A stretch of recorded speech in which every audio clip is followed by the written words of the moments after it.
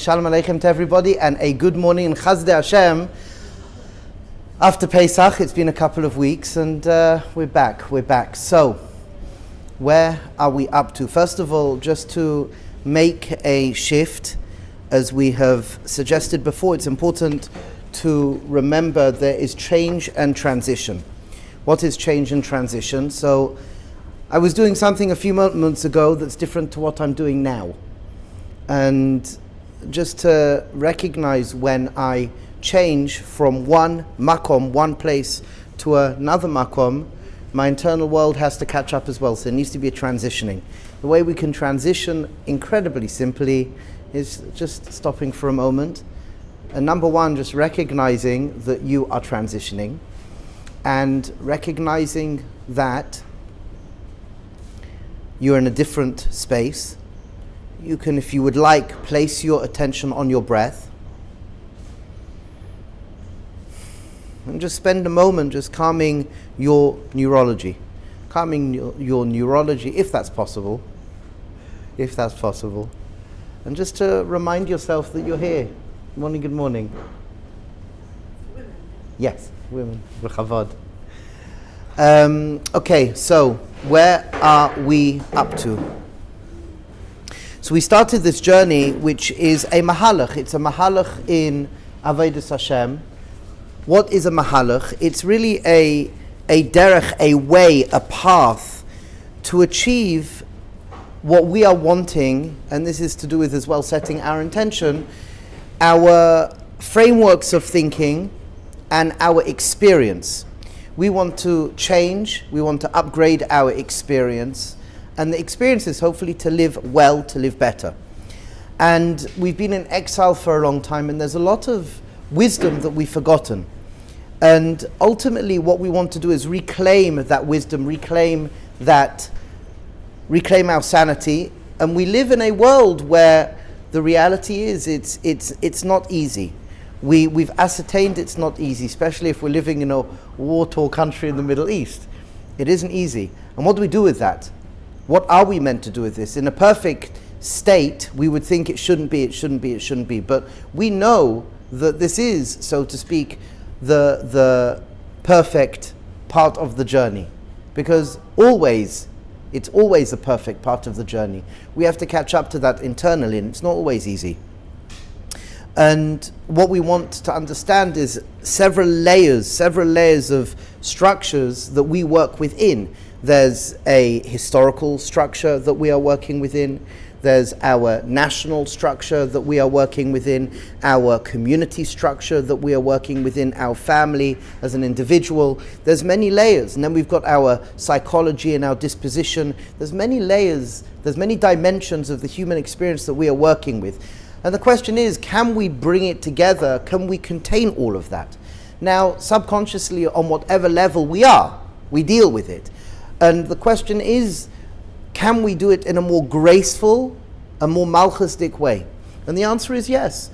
We, as we've said before, we are wanting truly to be, to the best of our ability, the hero of our story. We want to be the hero of our story. So there's two states. There's victimhood and there's being that hero. And we can make that switch. We call it switching and shifting from the exile mentality to the redemption mentality. And we're living in a generation, we have everything and literally everything in front of us in order to make that switch to the redemption mentality. But we need guidance to do it. So I, Baruch Hashem, merited to learn with particular individuals who gave over wisdom teachings that I know made a difference in my life. And over the years, sharing this with many other people have made a difference in their life. And the framework that we are working within, just to touch upon very, very quickly as now we're getting into the text, is we spoke about how Am Yisrael shifts in our thinking, and really for all of humanity, shifts in our thinking that we should really master. So number one, to recognize the importance of deep health, both mental and physical. I don't think anyone's necessarily going to argue with that. We have challenges, but the deep mental and physical health. And wherever anybody is in the scale, the more we understand it and the more that we can pick up on it and work with it, it's going to make a difference to us. And as well, shifts in our mentality, which as well is to do with the Arizal. The Arizal speaks about how the last leg of our journey in exile is to metaken the last triad of Sfirot. And I'm going to say it in this particular way: Hod, Netzach, and Yisod. Hod, Netzach, and Yisod. What is that? To live with gratitude. To live with gratitude. And when we become conscious practitioners of gratitude, that opens up to optimism and hope. Hope and optimism. And when we open up to hope and optimism, a bechina of netzach, we open up to yisod, which we can translate as resilience. And when we look out at the world today, don't we think this is needed? To live with greater gratitude, to live with greater hope and optimism, and to live with greater resilience, we need that. And the third shift is a shift of collaboration and contribution. Collaboration and contribution. Now, if you think about it, the sequential order here, if you are mentally and physically healthy to whatever level, and if you are practicing gratitude, optimism, and hope, and you're becoming more resilient, it's going to be easier, it's more forthcoming for you in your experience to be a collaborator and a contributor. A collaborator is you can work with other people. Contribution is that you can have ideas and you could bring forth ideas. So collaboration and contribution is so important. Every single person has something to offer. Really, truly, every single person has something to offer. And another element that's really important, especially for our generation, is the recognition that we live in the physical world. Now, it may sound a little bit odd, but why there needs to be a shift in the way we perceive and understand physicality?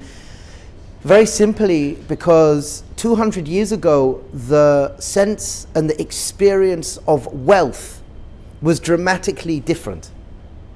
If we lived with everything that we have physically today, 200 years ago, we would have the wealth of the kings and the queens. And the stories that we hear, repeatedly, the stories that we hear are typically stories that are not centered about wealth, that are not centered about physicality. The stories typically we hear are stories about celebrating poverty, celebrating the ill healths of what physicality can do for us. But the Mekubalim explained to us, the Kabbalists explain, in the last leg of the Messianic process, we will be wealthy. We came out of Mitzrayim with wealth. We will be wealthy. And we're living in a generation of wealth. Now, why is this important? It's important because what we want to understand, especially from a Kabbalistic angle, is that we have this process which is called Bir Nitzaisis Kedusha. Very simply, and we'll go into this more, at one point, maybe 100 years' time, I don't know. We'll go into it at some point. So we know that when Adam and Chava ate from the tree, there was a shattering of the vessels. And the shattering of the vessels changed the whole universe as we know it. So for example, once upon a time, the world was not on its axis. The world was straight. There was no seasons. More than that, the Sfarim explain, one of the tzaddikim, Reb Nosson Natat Shapira, explained that everybody experienced their most perfect weather. Everyone experienced, it was Adam and Chava, but even the animals, every single element of the Bria experienced their most perfect weather. And what happened? There was a shattering. And now this shattering, these sparks, fell into the physical world. The sparks fell into the physical body. These sparks fell into our emotions. These sparks fell into our minds.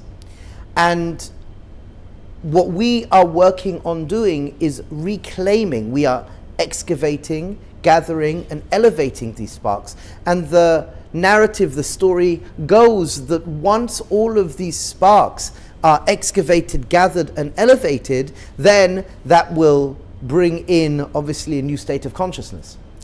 So the Mekubalim explain very simply, and it's very logical. It's very logical. We have to catch up. There's change and there's transitioning. We have to catch up inside. So obviously, at the time which is nearing the 6,000 years, we're going to have a tremendous amount of wealth. Look at us. We're going to have a tremendous amount of wealth. Why? Because we're at the last leg of picking up all of these Netzosis Kedusha. Yes? I once heard the Rav say that Judaism does not love poverty. Judaism loves the midot that poverty cultivates. So is the Rav insinuating now that the midot that poverty cultivates, we've already been mitaken and we've worked that sort of into our habitual approach to the world, and now we're at a phase where we're not trying to cultivate those Interesting. anymore? Interesting. Dal, to be humble. Dal lifnei Hashem, to be humble, is a very important midah. Hashem loves the poor. Hashem works with the poor. Yes. Gal and Dal. You know each other? Maybe I could put you on a date. The nakuda that we're sharing is, yes, we've done the tikkun on poverty. We've been beaten around so much. We've by definition, we have gone through the ability to experience humility on every single level. And now with that humility, the wanting is to come to realize that when I now hold wealth, I can do good things with it.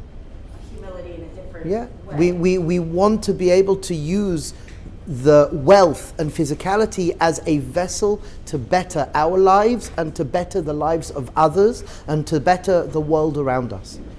And with wealth, we can come up with all of these inventions. We could be, innovation on whatever level, and that's something really important. And that's our calling as the children of Israel. That's our calling, and it's in our DNA. So what we see typically is that as we live life, we are doing that, regardless of who and what we are. We are doing that. We're trying to pick up the pieces. So again, we've got these 4 mental shifts. And what we said is these 4 mental shifts are embodied in wisdom teachings. The divine plan is speaking about the bigger picture of where we are, the sense of purpose, the experience of purpose, and having that knowledge of understanding history. And we code that, we will go into that in another document. That's Makom Olam Shana Nefesh, with certain other wisdom teachings. Then we have the architecture of the soul. So I've got the object of understanding history. I've got the subject of understanding myself. That's what we are going into now for a period of time, cultivating a deeper understanding of self and our experience here, how we work. Then we've got the objective and subjective we need to bridge. We have to make sure that we can work within the objective and subjective and not get lost. How do I know I'm not a nutcase? How do I know I'm not a nut job? So the only way I know I'm not a nut job, typically first layers and levels, is that I've got outside external markers. I've got people to call me out if I need to be called out. I've got people that could speak to me. There's a society, there's a way society works. So the Arbi Yesodus, these life fundamentals, which again we will go into, guidance, wisdom, relationships, physical and mental health. So they allow me to have metrics in order to really cultivate a deep relationship with my internal subjective world and the objective world. And how then do we really bring all of that together? We bring all of that together through different exercises. Now you don't need the exercises, but they help. You don't need meditation, but it's nice. You don't need to exercise, but it's nice. All of these things are good. You do something for the sake of doing it. So there's journaling. Journaling helps. And realistically, you, as we said, don't need really much in order to experience transformation. You've got information and you've got transformation. And we can give ourselves the availability to make shifts in our way of thinking, which will then make shifts in the way we feel and the way we act. And hopefully when the whole of society becomes more integrated and becomes more centered and healthier, and we can move out of fight and flight to rest and digest, we can move from the mindset, the exile mindset to the redemptive mindset, life is going to be lived very differently. So as we mentioned, we're starting this text today, Beis Hashem. This text is a text that's talking to the human condition. And it's part of a journey. It's part of a journey. So, Shechianu v'kiyamanu, may HaKadosh Baruch Hu bless us as individuals, our families, our friends, our nations, protect us, look after us, always, always, always in revealed ways, Beis Hashem. And as well, the shir, thank you, the shir is sponsored by the organization Gamzuli, which helps with shidduchim. So Baruch Hashem, Kudshay Brichu and Shchinte should be a good shidduch. We should all feel connected to HaKadosh Baruch Hu, Be'ezras Hashem. So this particular kuntrus, Hirhure Torah diary entry, winter 5762, 2002. So as we will see, Be'ezras Hashem, I came back from America. I just came back from America. Did I come back from America? From America trip. And I was in London. And this is a diary entry that I wrote. Is there more here now? More of those? No. Where is it, sir? Beginning. This is page 7 in this edition. It's mamash the beginning of the kuntrus of the journey begins. Yep. Okay. So, the journey begins. In these diary entries, you will find my initial reflections, reactions, and thoughts as I process the wisdom shared with me during a series of meetings by my mentors. It is an authentic self-realizing experience of transformation that occurred within me as I recognized the deeply resonant truth of what I was learning and watched these wisdom organically upgrade my daily quality of life.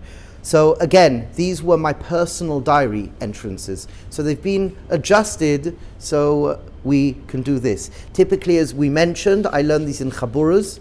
The English was retained as a diary, so just to be aware of that. And usually, as we said, we learn this in a group of 7 to 10 people. Sit around the table, we stop, we process. It's a slightly different setting now. An open invitation to all those seeking wisdom, purpose, connection, and happiness. Okay, Chazdei Hashem. So you've got the table of content. We'll quickly, I guess it's there, so we'll go through it. Table of content. So intro, journey begins. The starting of a natural wisdom. Who am I? The more about the 3 modes of experience. If I could witness it, I'm not it. I can observe it, understand, and choose. How can I start observing? We can ignore or explore our experiences, the I. We have the same tools, but can choose how we use them. Being present should be our starting place, exiting the mind, entering the present moment. We are all going through this process. Reflective questions. Okay. Beseder, Tov.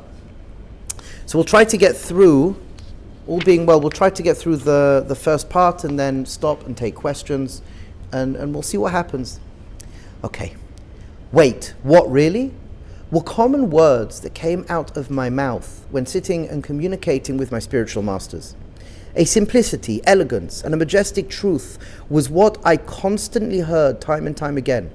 This wisdom has changed the way I relate to reality on all levels forever. Spiritual masters, the first individual that opened me up to these teachings was Rabbi Yosef Singer. Rabbi Yosef Singer was known as the Pilzno Rav. He came from Poland to America, June 1937.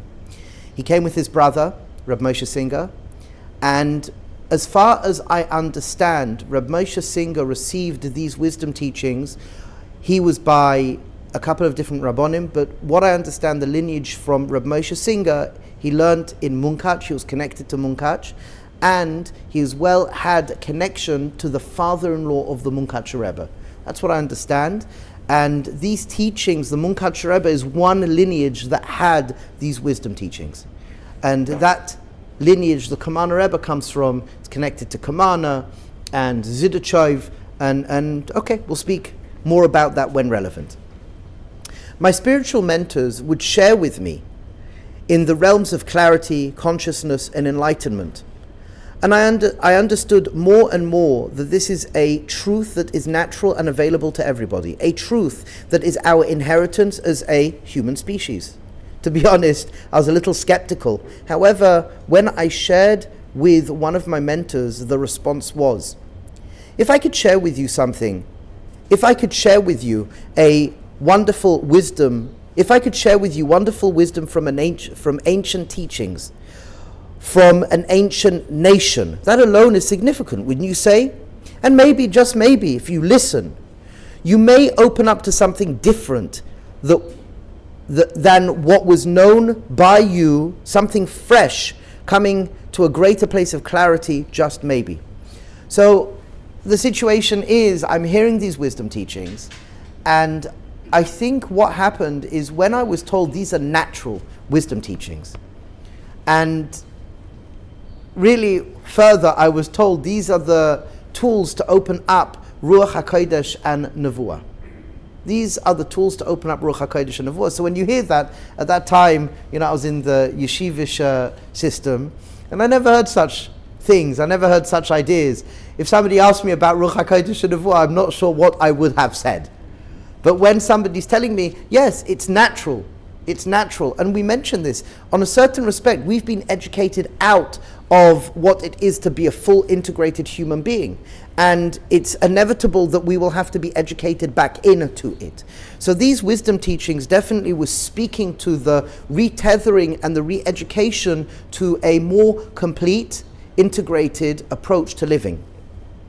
Another teacher that is very important, who opened up these teachings even more, was Rabbi Yitzchak Isaac Shapira. Rabbi Yitzchak Isaac Shapira, who was Nifta Be'erach 2008.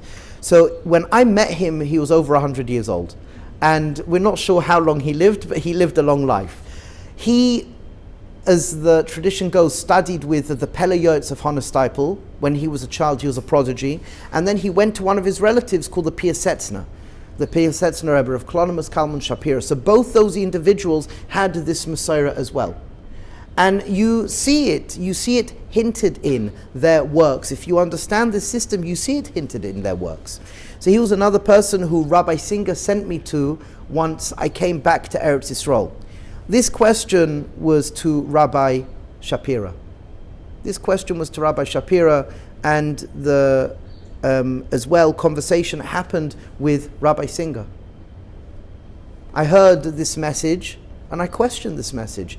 And the message was greeted simply just as, that's interesting, okay. And if I could share with you some interesting teachings, you can listen to them and see what happens. So it was very interesting how I asked questions and it was greeted with curiosity. You're allowed to have a question. It's okay that you have a question. And you're allowed to be curious. And if for example, skepticism comes up, that's okay. And it was very odd. I wasn't greeted with, oh no, No one was proving themselves. No one went on defense mode. I found that very interesting. Again, in yeshiva, typically, to be a seeker of truth, you have to defend your position. It has to be logical, it has to be rational. And here in these conversations, what happened time and time again, I wasn't met with that. I was met with curiosity. I was met with, it's okay to be skeptical. And I'm not here to prove, so to speak, anything to you. And this was very odd. From the schools of education that I came from. I'm not here to prove anything to you. If it works, it works. If it doesn't work, it doesn't work. It's a journey. Being asked just to listen was the beginning of my journey. And yes, I chose again to listen. It was very profound to me that my mentors put me in the driver's seat. I was encouraged to listen, to think about, to reflect upon what I was learning, to test these wisdom teachings in my own life, and to notice whether it was helpful in my personal experience. And if it was, I was then encouraged to share these teachings with others, and notice if it was helpful to them in their experience.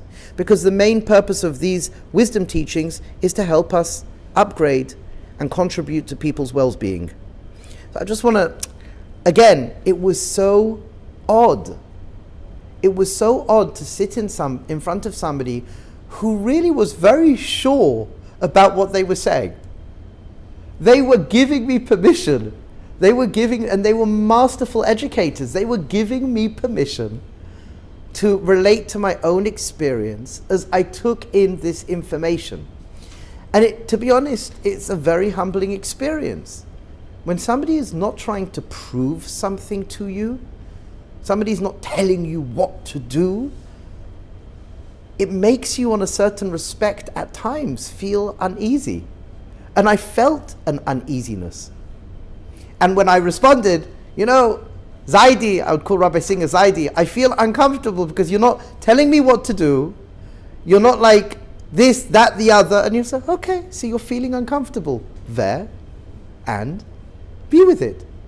And again, they put me in the driver's seat. And I learned a very deep lesson here, that when we're speaking about a mashpia, a educator, and people listening to that process of the sharing of information and these wisdom teachings, it was very fascinating because I learned from them that actually no, they are not the ones in charge.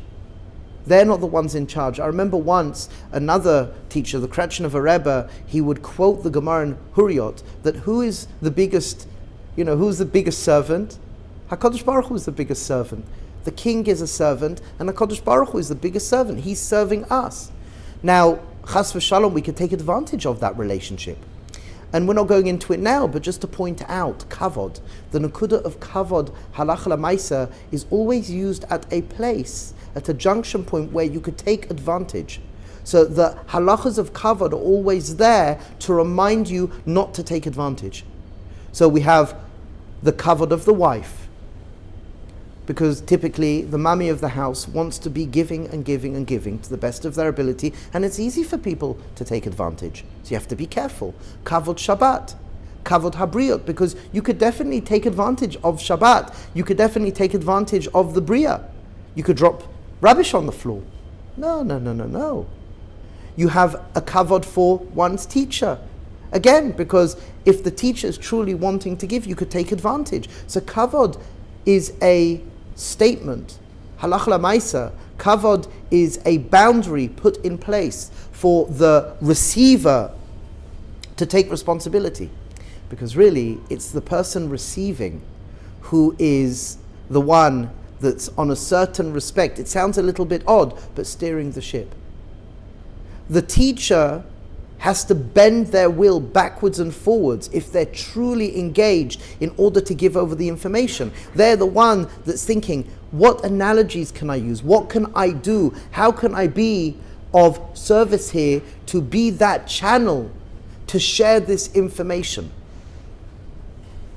and to help and allow that information to be absorbed by the beholder? And when I sat with these particular teachers, there was for sure that experience, that subjective experience. It was for sure that it was there, that they were constantly not just wanting to share information with me, it was the language that they used. It was a sensitivity to where I was at. And that was a very profound experience. That was a very odd experience. Typically, in the world of education that I received, typically, not always, typically it was very much the teacher's in charge. You have to learn this and this and this information, and if you learn this and this information, so be it. Well done. If you don't, there'll be a punishment. So it was very interesting. Very, very, very, very interesting. There was never this allowance for my own personal experience to be involved. Don't know if other people experience something like that as well. But when you find a masterful educator, there's a number of dimensions of communication that's going on within the communication. Okay. So we're saying, if it was helpful for me, so be it. Share it with other people. Why? Because this information, this wisdom teaching, is to help upgrade and contribute to people's well-being. It is my mentor's hope that all of humanity may become more conscious and more enlightened beings, becoming individuals that will care, share, encourage, and encourage others in being compassionate, yet retaining healthy boundaries.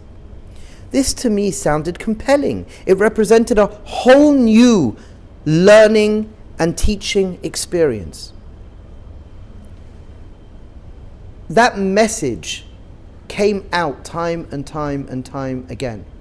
That message, as Chazal tell us, whether it's V'hafta l'recha kamocha or it's Hillel, don't do something you don't like to others, the golden rule, that came out time and time again. The message that they really wanted to impart with me was the Abrahamic vision of caring, sharing, supporting, and encouraging with good, firm boundaries. I remember Rav Yitzchak Isaac Shapira once commented that he said, Tachlis, no one knows how the whole redemption process is going to take place. We don't know how the redemption process is going to take place. What we do know is that we have to trust the process. We have to trust the process. And part of trusting the process, our work in conjunction with trusting the process, is the Abrahamic vision of caring, sharing, supporting, and encouraging with good, firm boundaries.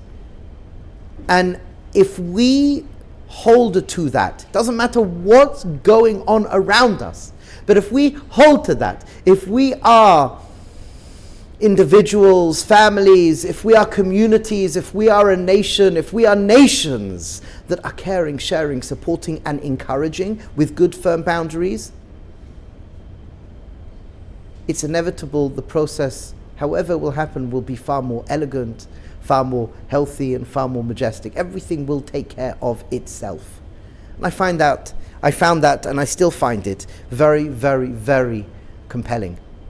Because when I look out at the world today, when you look out at the world today, if you think about it, we have everything. We're so advanced in so many areas of science and medicine. We're so advanced, yet we're still missing something. We're still missing something. We're not all meant to be the same. We're not all meant to think the same. We're not all meant to act the same. But there's certain foundations that are meant to be in place. And with those foundations in place, it can give us the availability for each individual, family, community, group, hashkafa, to shine their own light. But it needs to be in the context. It needs to be held by caring, sharing, supporting, and encouraging. And retaining boundaries. We're not here to be a shmata. So that was very different and very compelling. Whatever's going on in life, hold on to that, I was told. Hold on to the caring, sharing, supporting, and encouraging. It doesn't matter what you are faced with. Do not lose sight of the fundamentals of the Abrahamic vision. Whereas in the Western world, or whereas it seems in the Western world tells us to learn information and then shape our life around it.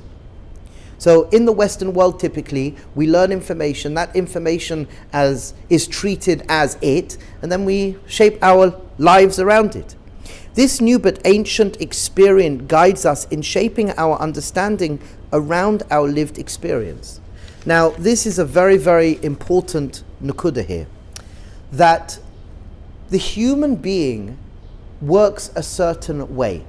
And as we'll read in a minute, the Torah is the blueprint for reality, so the Torah knows how we work. And I came to recognize the reason why my teachers were so secure in what they were saying, and they can give me so much freedom as they were sharing with me, was for the fundamental reason that they were right. They were right. And as long as they're pushing me to think and to ask questions, and as long as I'm interested in the relationship, eventually you come to realize the truth of these words. And it's really spot on. In a generation today, on a certain respect, we've lost the chiddush of what Yiddishkeit is. When the Torah was given, most, a lot of different communities were like shechting anything and everything under the sun. There were sacrifices for this and sacrifices for that. And Yiddishkeit came along, it changed everything. There were slaves. The God never did anything for a slave. It was that there was these different aspects of how humanity was perceived as, and it was quite dark. And I remember there's a beautiful Torah when Yisro comes to Moshe We are told he heard three things. He heard about the splitting of the Red Sea. He heard, obviously, the plagues. Hashem brought slaves out of Mitzrayim and brought them to Eretz Yisrael. We know this narrative in Chumash. But what is so striking is the foreign ideas here that Yitro experienced. Yitro was the most elite priest. He went through everything and anything that he could. He was a seeker of truth. And what happens with Yitro? What was striking about this is that there was a God who did something for a slave people. So in that time period, it was unheard of. It was unheard of, such a thing. And over the years, if you look statistically, anywhere there were Jews, there was less slavery. That hurt the economy. People didn't like that about us. But the fact is, today we can pat ourselves on the back. We've done well.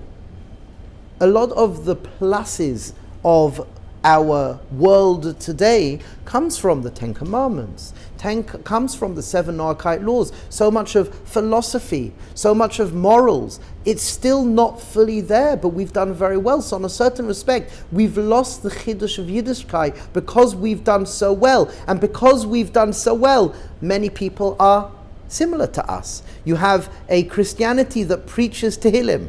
Love thy neighbor as yourself. You have a pope who wears what looks like a kippah. Not right now, we don't. No. And he wears long clothing. It's odd. Because we've done well, Chevra. We've done really, really well. Now it's the next stage of our evolution. And we do have part of this conversation as well. We really do. So whereas the Western world expects from us to sculpture our perception around their bodies of wisdom, the world of Torah is a slightly different experience. To clarify, there's plenty of information in our sacred texts, and it is incumbent upon us to learn this material, similar to how people live in the Western world. Take in and process the information. However, the Western world is dependent on observation of lived experience in order to create a framework to provide information based on statistics, which may be flawed, skewed, or may change over the time, which it does.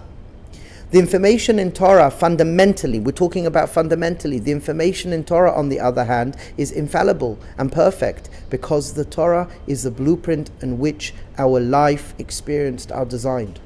Rather than working from bottom up, as the scientific method must do, the Torah is already operating on a perfect and optimal framework, waiting for us to align ourselves in it and through it. So this is something really, really, really important. Once upon a time, for example, in psychology, the spirit was taken into consideration. Psychology was a study of the spirit. The spirit was taken into consideration. Let's call the spirit right now neshama. When the spirit's taken out, we're losing a part of our humanity.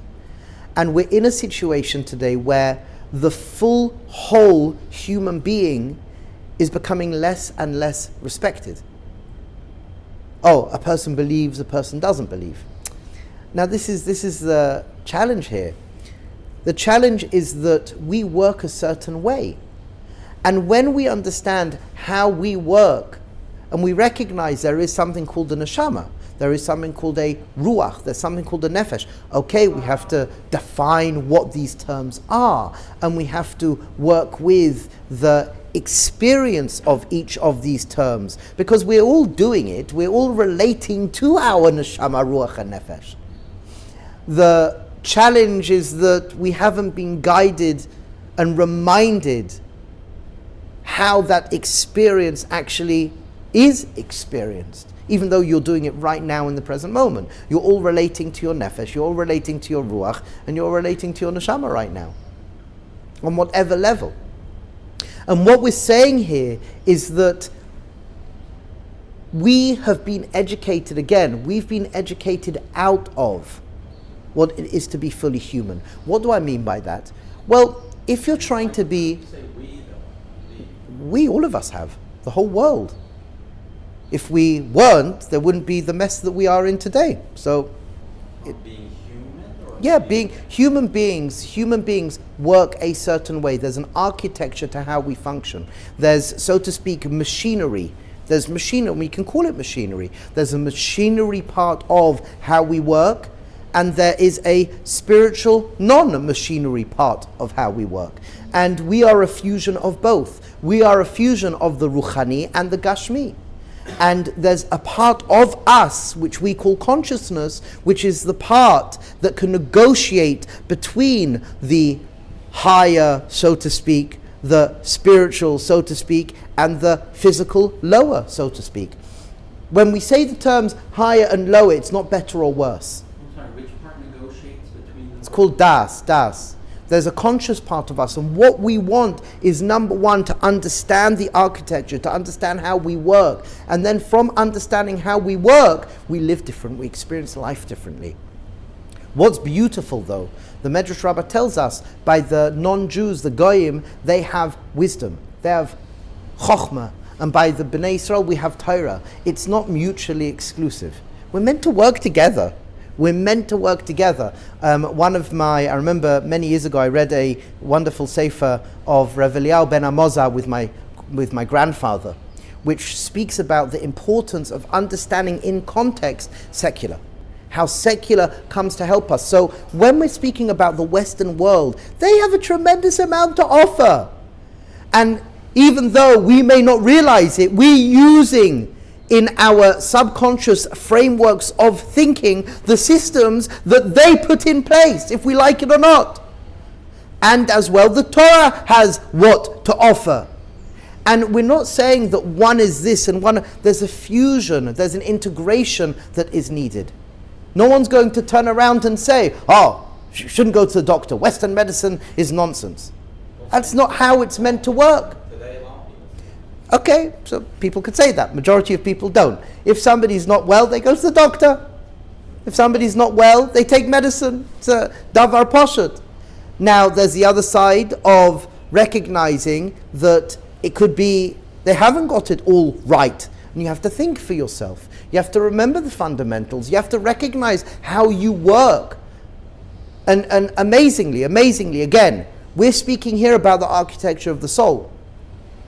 When we understand how we function, and then we lay upon that, for example, the Arba Yisaitis, life fundamentals of physical health, and we have 5 pillars to physical health: breathing, hydration, sleeping, eating, and movement. When we put the 5 pillars of physical health, lo and behold, you live differently, you feel better. How many times I've been in situations where people come and they say, not living so well. And then you do a birur, you speak to them and you ask, are you sleeping enough? No. Are you drinking enough? No. If it's relationships, do you have friends to support you? No.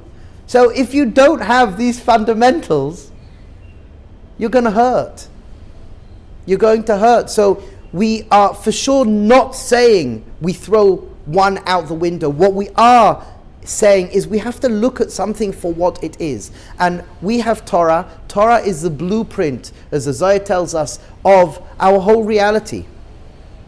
And what we want is to understand Torah in terms of halachot, halachas, how we act, and lomdus, and building a sugya, Tanakh, Mishnah, all of that, so important, and it's part of our journey. But there's as well this other part of the journey, as we mentioned. If we just have the laws and we just have the cerebral aspect of the learning, and the background of how we're meant to function is not in place, we are going to hurt. We have to experience menuchas hanefesh, where we have to know what menuchas hanefesh is according to the Torah and our Sfarim, to understand what it is as well in experience. Yishuv Hadas, Simchas HaChaim, all of these words that we know and we take for granted are in our Sfarim. We have to work on understanding what it is in experience. This is something so important.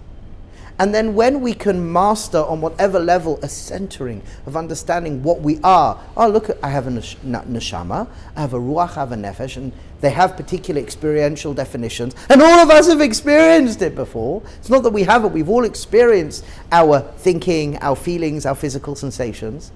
And at times, we've even become aware that I could become aware of it. Wow! I could become aware of my thoughts, feelings, and physics. I'm not that narrative. Wow, that's liberating. But then, on top of that, when I can then allow the ability to open up to a higher wisdom, and I can experience insight, wow, that's really precious. That's special. And then I can interface with the world. I can interface with everything that's going on with the world from that base place of centering. That base place of health, everything is going to be experienced differently. And more than that, it's going to enrich, and everything is enriching your experience. When you have the understanding of how we work and we can really relate to it and experience it, I could experience being a little bit fight and flight to rest and digest. I can calm myself, I can drop my shoulders, put a smile on my face. And I can recognize everybody, as we will learn, is going through their experience. I could be that little bit more compassionate. I could be more that compassionate.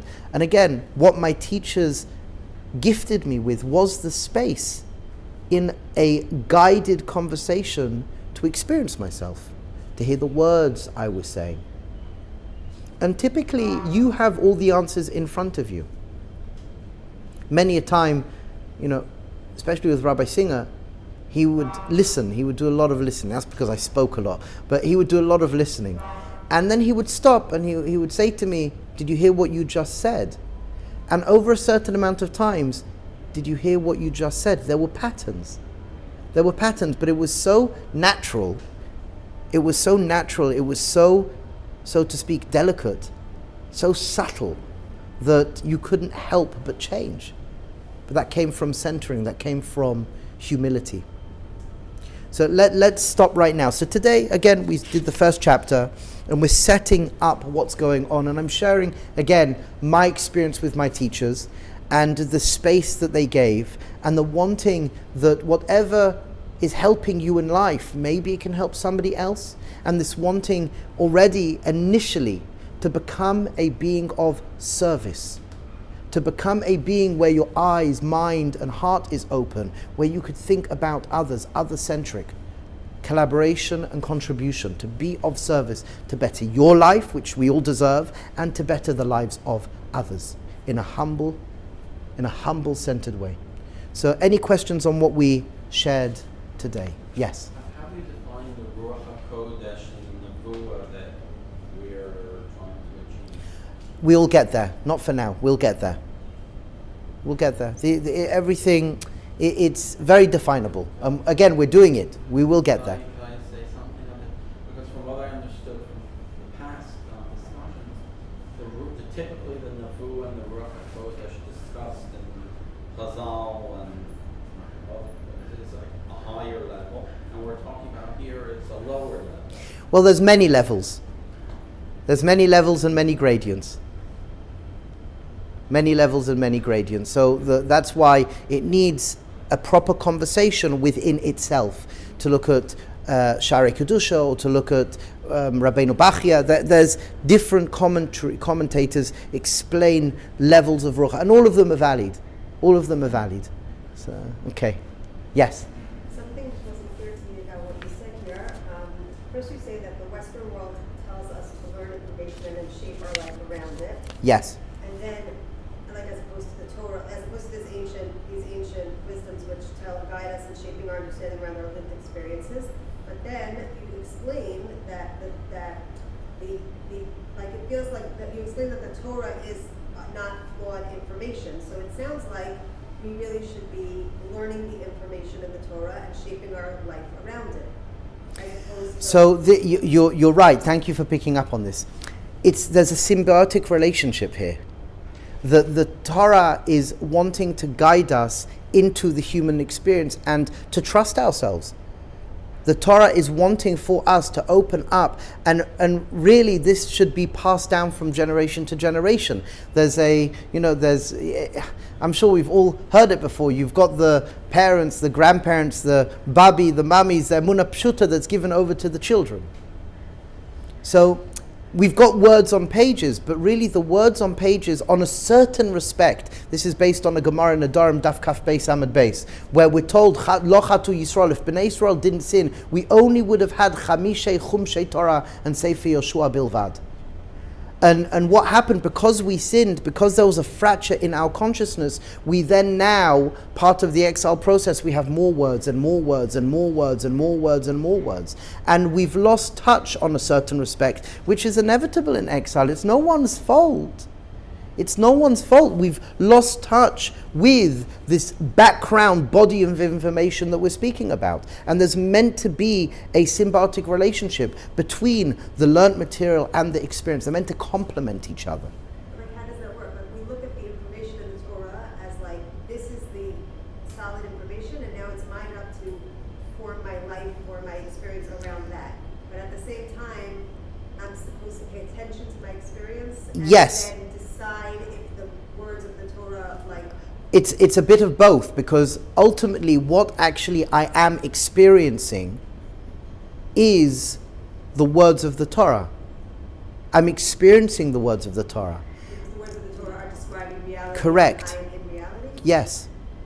And the more that I could be in Hashem's reality, the more it works, it fits. But again, if we're not guided then, we're only speaking a cerebral language in Yiddishkeit, we could miss that. We could miss that. That's what I learned. So how do we know when to discard our experience and submit ourselves to the information, and when to, move aside the information or re-examine our understanding of the information based on our experiences? So again, just to repeat the question, when do we involve ourselves in the re-examining of our own perception? Maybe it's wrong and I have to rely on the Torah, or vice versa. So this is, again, listen to this. And we have somebody here who's a student from the same school. Rav Wolbe would speak about learning a sugya. You have your Gemara, you have your Rashi, your Tosfos, you have your Rishonim and Achronim, you have all of these commentaries on maybe 3 lines of Gemara. And you've got the bombardment of questioning and analyzing and the analytic, like going into it, and this angle and that angle, sitting and contemplating. And this could be a halacha of muksa. It could be halacha of Eruvin, whatever it may be. Now, in our lives, do we have that same discipline in the realm of Tikkun Hamidais, in the realm of learning Musa? So for Rav Wolbe, I remember he said more than once, the way we're meant to learn a sugya in halacha we're meant to learn a sugya in Musa. And it's just not happening today. So when we speak about, and again, a lot gets lost in translation, but I have a sefer called Sefer Hamidais. I've got a sefer called Sefer Hamidais, which was written a long time ago. And what I tried to do in this sefer was based on Rabbi Singer. Rabbi Singer would say, if you want to learn Midas, if you want to learn what a midah is, a virtue, a character trait, if you want to learn what it is, either you could take the sociological norm of what it is, or you could take the Torah definition. So, I'll give you an example. Happiness. What's happiness? So, happiness has its own sociological, psychological, philosophical definition. And for sure, when you speak to people, it's okay, yeah, happiness is, yeah, feel good. And that's really it. But then when you look in Torah, there's actually incredibly nuanced, defined, subtle differences to what simcha, sason, re'ah. We have so many languages to do with happiness. So actually, does simcha translate to happiness? Does simcha mean be happy? Now, more than that, you have in an Avos de Rabbi Nassan, you have a klal midah of happiness, and then you have 10 gradients of happiness. Within that klal, one of them is simcha. So you have simcha as a klal, and then prat in one of the 10 is simcha. So is the simcha the klal or the prat? We have a very sophisticated approach. And if we actually gave it the chashivas we should give it, when we're learning a book on Musa, and we're actually looking at the psukim, and the psukim are wonderful. Psukim in Tanakh, a lot of the time, give us tremendous description of a particular midah. We're not doing that. When, I believe, even from a psychological perspective, when we're learning midot properly, when we're learning a Musa Sefer, and we're really looking at the psukim, and then we're looking at the Chazal and the Midrashim and how they're using the Pesukim to describe this particular midah, whether it's simcha, ahava, whatever it may be, I believe that we will have a more on the same page definition. More than that, this is based on the Lubavitcher Rebbe. You already are experiencing every experience that the Torah is sharing. You just have to pump it back in and get your definitions correct. So for example, people will define emunah as belief. So it's true to say emunah is belief, emunah is faith. Emunah is as well what we call frameworks of thinking. And if you look at the sugiyas of what emunah is, it's how we think, it's how we perceive. So the point is that I'm trying to share, you'll tell me if this is answering your question, but the point is that we are already experiencing all these experiences. And all these experiences are correct. You can't run away from the general collective human experiences that human beings experience, whether love, anger, happiness, sadness, depression, whatever it is. We've got all of these experiences within us. What the Torah is doing, the Torah is basically, if we use it properly, it's guiding us to give us a tag. And then when we get that tag and we're working masterfully on Tikkun HaMidos, everything it fits a lot better. There's less arguments. Everything fits. Everything works. And what I've seen in my study of Midot, in my study of what my teacher showed me, it's very spot on. So does that answer your question a little bit? I think so. I need to process and see how that plays out in my life, but I hear what you're saying. Okay. Yes, please. I was just going to say, as I'm processing it, it's calling to mind this sort of example of a young child is having an emotional experience, and the parent labels that experience, say, as happiness or as frustration, and then the child builds their idea of what happiness or frustration is around what label the parent gave it. But if we had very specific, nuanced definitions of you're feeling happiness versus you're feeling joy versus you're feeling comfort or serenity, then the child would have a much clearer understanding of what's going on inside them. That's not to say that their experience is not serenity. They just think of their experience as happiness.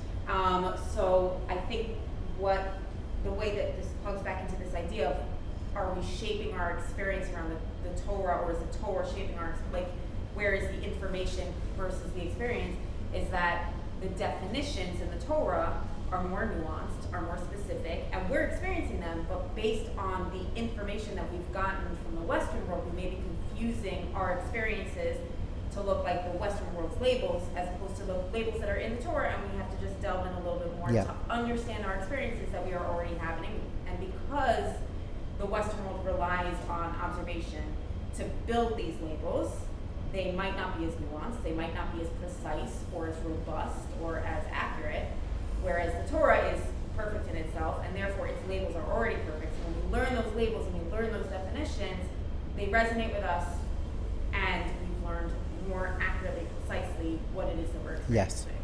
And then as well, in our communication of our own experience, it becomes more graceful.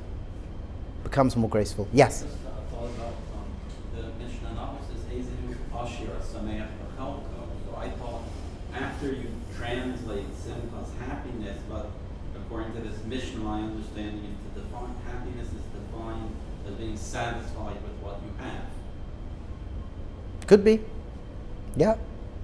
What we will come to see if we ever go into the world of Midot have different gradients.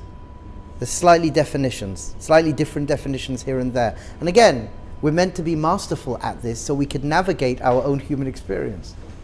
So, yes? So, just going back to the question I was asked as far as the comparing out with learned experience versus lived experience.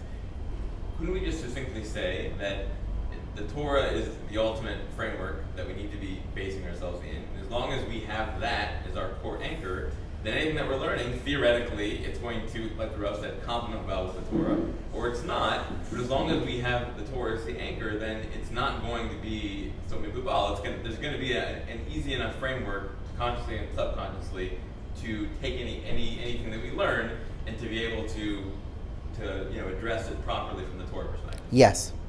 Yeah. And it's a journey. It's an unfolding journey. Okay. Chazda Hashem, you have something? Quick question. You mentioned how the different style of learning, education you have from when you're in yeshiva and Gemara and then you these other things. What's the learning of Gemara sugi is different to what you saw in yeshiva? Was the learning of Nigla different with the Sadiqim? Is that what you're asking? Yeah, I mean that's now learning Gemara because of their education. So I would say yes. Number one, observationally, when the teachers that belong to the Nestorim, this group who had this Masorah, typically they were far more excited. Generally, they were far more excited. They were very, very excited about things. They were like little children. Like if people knew Saba Schwartz or whatever it may be, they were Zaidi, the Pilzno, they were very much like children. And when they learnt, it was very curious, like, they'd get, their eyes would open up, and it would be something that they've seen time and time again, but it was always fresh. The other thing is that when they learnt, I know by Rav Shapiro, I can't say about the others, when Rav Shapiro, when we would learn Gemara together, he would ask, what do you feel? What do you feel about this Gemara? Does it make sense to you? Does it not make sense to you? Not cerebrally. Does it sit well with you? Does it not sit well? Does it fit? So there was the cerebral understanding of the text, and then there was the emotional resonance with the text. And very much for Rav Shapiro, for example, he always wanted you to remember that text while you were performing a mitzvah, which he called a yichud. A yichud would be a simple yichud. There was another tzaddik called Reb Chaim Menashe Zichron Nevracha. The way he was meyached yichudim, which he learned from the Baba Sali, he would have in mind, say for example, about to put on tefillin, he would see the letters of tefillin. He would see, and he would think about some of the halachas of tefillin. He would become mindful, and he would do this yichud, women lighting ner. He would see, he would say, see ner Shabbat. See the letters. When we were learning Chazal, he would say, if we were learning on a particular subject, Rav Shapiro would say, similarly to Reb Chaim, slightly differently though, when you are learning that Maimon Chazal connected to brachas, think about that Gemara. And he would make us visualize ourselves performing that mitzvah there and then. So we learned a few different, I didn't learn full Masechtas with him, I learned here and there with him. So when we learned something, he would say, okay, you now learn the halachas of lighting candles, you now learn the halachas of making brachas, but before we finished learning, see yourself, see in your mind, visualize, think about in your mind, future pace, the lighting of candles with the sugya. When you are going to make a bracha, visualize yourself having the letters bracha, having the letters of bracha in mind. So do you understand what I'm saying? Maybe I'm not being so clear, but you would definitely be asked to visualize once you had completed learning on that Gemara. See yourself doing it right now, and then when you did it later, when you put on your tefillin, it was easier to remember that Gemara. When you lit the candles, it was easier to remember those halachas. So it's like a votive process after the limud. Yes. Sorry, I wasn't so clear in my in my deliverance of it now. Very holistic approach. Yeah. So that was definitely that was something that was noticed, and something that was experienced. Yeah. Learning Tanakh, it was the same. You would imagine, like they say by the Leshem, it was like this, but by Rav Shapiro, it was very much like this. When he was learning a sugi in Shas, the Rabbonim were in front of him. They really were in front of him. So, and it's when you're learning Torah with someone like that, it's a very different experience. It's not just cerebral, it's a very different experience. Okay. Any last questions? Which Kretschner or Rabbi did you learn from? Reb Tzvi Hirsch of Kretschner, Reb Tzvi Hirsch. No, he was in Yerushalayim. Beseder. Take a minute, turn to the person next to you, just pick up on a couple of things you've heard today. Happy to get back into things. Baruch Hashem. And B'li Neder, all being well, we'll meet next week. So please just turn to the person next to you. What have you heard today? What do you walk out with?